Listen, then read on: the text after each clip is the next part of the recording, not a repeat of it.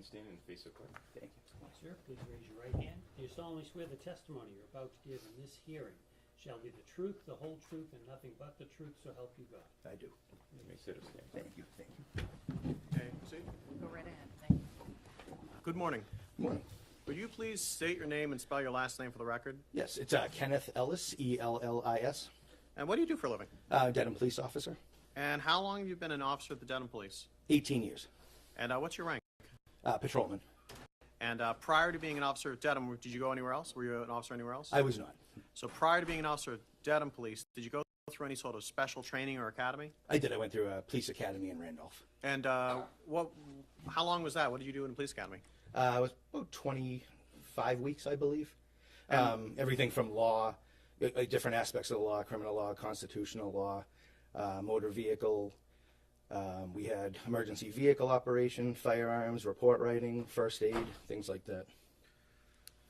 Turning your attention now to December 16th, 2025, do you recall if you were working that day? I was. And do you know what shift? I was working the day shift, 8 to 4. And were you out on duty, patrol? What were you doing? I was assigned to the front desk. Okay. So when an officer is assigned to the front desk, what are their duties? Basically just any walk-ins. Sometimes we have the business phone rings, the non-emergency line. When you say walk-ins, is that just someone literally Yeah, walking anyone into can the walk. building? It's people, ranging from, oh, may I use the restroom, or, I'd like to make a report, anything. Yeah, anytime someone comes in, we greet them. And during that day, did anyone come in? Yes. And do you know who that person would be? We had Mila Adams. And when this person came in, you didn't know who that was at the time, right? No. Okay. And she came in. What, if any, observations did you make of her when she came in? She sat down on the bench, and she was crying. All right. And did you approach her, or did you wait for her to approach you? How did that? I actually went. Normally, I speak over the phone. There's a phone to talk to the people in the lobby. Like behind glass? Yes. Yeah. It's like almost like a smoked glass. But because of her demeanor, I went out to speak to her in person. And did she want to talk to you at first? No, she did not. And why? She asked if there were any female officers working. And what did you say? I actually went back to the shift commander's office and I checked the scheduling sheets, and it appeared that there was not one until 4 p.m. that day. So what did you do? So I went back and I let her know, and I just told her that, she didn't feel comfortable giving me a statement towards anything, then that's okay. And, if she could come back at 4 o'clock. And then I went back to the desk, I believe, for a bit. And then what happened?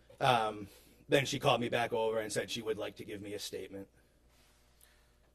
And where did you talk? So right after you enter the lobby area, there's double doors, and then to the right of the double doors, there's kind of like an interview room. So we do fingerprints for like civilian things, gun permits, things like that. And what did you talk about? So she just wanted to give me a statement without mentioning anyone involved. So what do you mean she didn't want to mention anyone involved? Well, she said, I'd like to tell you something. Sustain. Okay.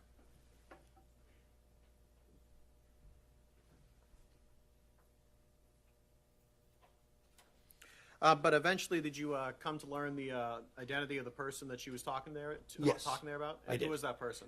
She identified him as Stefon Diggs. And how many times did you talk to Miss Adams? Just that time in person, and then I believe there was multiple emails, and then it was probably 2 more times on the phone, maybe 3. I want to draw your attention to the binder in front of you. Do Sure. you mind looking at that first, flip the page to that first one, that first tab? There's something in front of you. This is what was previously marked as Exhibit 1. Do you recognize what this is? Yes, that was. Those were screenshots of text messages that she forwarded me. So those are the messages that she provided you, right? Yes. Yep. That one page, yes. At the conclusion of all your communications with her, what did you do?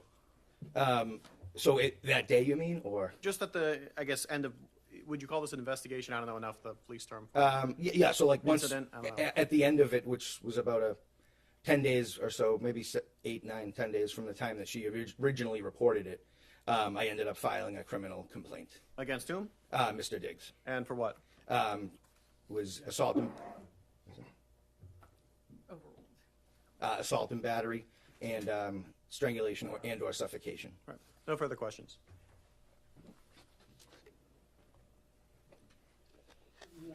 Good morning, sir. I'm going to start at the end there. Thank you for being here. Sure. You said you've been a Dedham police officer for 18 years? Yes, sir. You just told us a little bit about the investigation, I think is what the DA just described it as. Is that correct? Yeah, I mean, essentially. Yeah, and so that involved what you just said. You took a statement from Miss Adams, you exchanged emails, you got a couple phone calls from her, and then you got a voicemail from her asking you to go to court, correct? Yes, correct. Okay. And then that's what you did. I did contact a phone number of Mr. Diggs twice, left voicemails, and was not able to speak to him. That phone number, you don't know that that's his, correct? You didn't speak to anybody. One of them I did use the TLO service to confirm his name. It was a 240 exchange. So I just want to be sure here, Officer Ellis. You called the phone number, correct? Yes. You didn't speak to anybody. No, I did not. You spoke on the phone to Miss Adams, Correct. You spoke in person with Miss Adams on the 16th, right? I believe it was the 16th, yes. Right. You didn't speak to any other people, correct? That's No. the only human being you spoke to. No, there was another attorney I spoke to, but I don't believe from your firm. Okay, so some other attorney. Yes. All right. You didn't get any photographs, right? No, there was none presented. And there was none to take, right? Not for me, no. Right, Absolutely. because yeah. when Miss Adams walked in and you observed her, Yep, you didn't see anything on her body that said, I should document that. I did not, no. And your job is to document what's important, right? Correct. And that's where you write a police report. Yes, And so about December 16th, you did write a police report, correct? I did, sir. And that was documenting the conversation that you had with Ms. Adams, right? Yes. And you said you've been a police officer for 18 years. I imagine you've written a lot of police reports. I would say so. Okay. And you've spoken to a lot of folks, correct? Yes. And you know that you write that report to record all of the important information that Yes. that person has, Yes. right? To document it. Correct. And that's what you did in this case, right? To the best of my ability, yes. Yes. And so when you spoke to her on December 16th, Miss Adams told you that there was a dispute over text message with Mr. Diggs, correct? Yes, the initial disagreement, I suppose. Yeah, and started that the over disagreement text was, messages. was about money, That's- right? that's what I That's was what told. she said. Yes. She said they were arguing about money over text messages, Correct. right? Correct. And then he came into her room and this thing happened, correct? That's what she told me. Yep. Okay. And then after that, she left her position, right? That's what. Yeah, she said. Yep. Meaning her job. Correct. And then she told you she did go back to the house on December 9th to get her things, to get her belongings, correct? Is that right? That is correct. Okay. And then the next thing she told you was that she, in that interim period, after she left her position, she went to New York City on December 2nd to be with friends, correct? Yes. And when she said that, those were her friends, right? That's what I believed. Right. You didn't think she was going to go see somebody else's friends, No, correct? no. Yes. And it'd be important to you to know if those were Stefon Diggs' friends, right? I suppose. That'd be important to your investigation, Yeah. wouldn't it be? Yeah. Okay. And so another thing that was important, I think you already talked about, that was Exhibit 1. You got that right in front of you, correct? Yes, sir. All right. And so Miss Adams had said there was an argument over text about money that ended in a physical altercation, correct? Correct. And you asked her for the text messages, right? I believe she offered them. I believe. Okay. Yeah, but yes. And you took them because Yes. accepting the text messages that led to physical altercation would be important, right? Correct. You want to have that. Right. You want to document that. Right.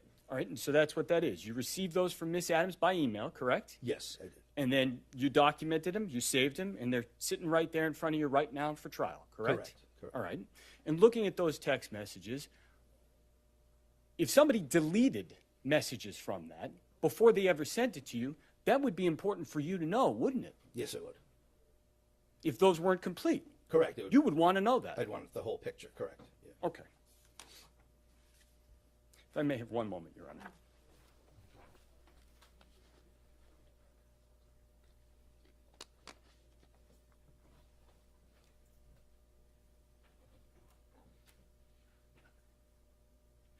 I have no further questions. Thank you. No redirect, Commonwealth rests.